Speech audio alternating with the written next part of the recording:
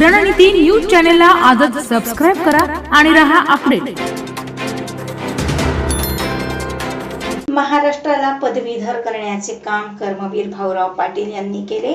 त्यांच्या शिक्षण प्रसाराचा वारसा माजी मंत्री प्रकाश आबाडे यांनी सक्षमपणे पुढे नेला आहे।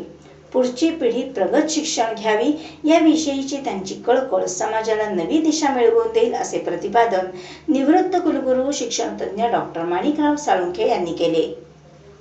दक्षिण भारत जैन सभेची पदवीधर संघटनेचा 35वा वर्धापन दिन आणि जीवन गौरव प्रशस्ती प्रदान सोहळा येथील श्रीमंत ना.बा. घोरपडे नाट्यगृहात माजी खासदार कल्लाप्पण्णा आवाडे यांच्या प्रमुख उपस्थितीत पार पडला। यावेळी प्रमुख पाहुणे म्हणून डॉक्टर साळुंखे बोलत होते। यावेळी स्वर्गीय वसंत भिनगोंडा पाटील कोथळीकर जीवन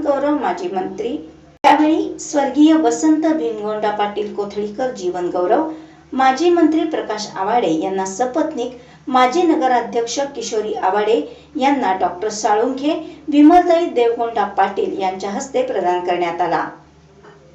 डॉक्टर ए.एन. उपाध्ये जैन साहित्य निर्मिती आणि संशोधन पुरस्कार स्वर्गीय प्राचार्य श्रीधर हेरवाडे यांना जाहीर झाला असून तो त्यांची कन्या डॉक्टर सुनीता राजेंद्र गाठ यांना दक्षिण भारत जैन सभेचे अध्यक्ष भालचंद्र पाटील यांच्या हस्ते प्रदान करण्यात आला।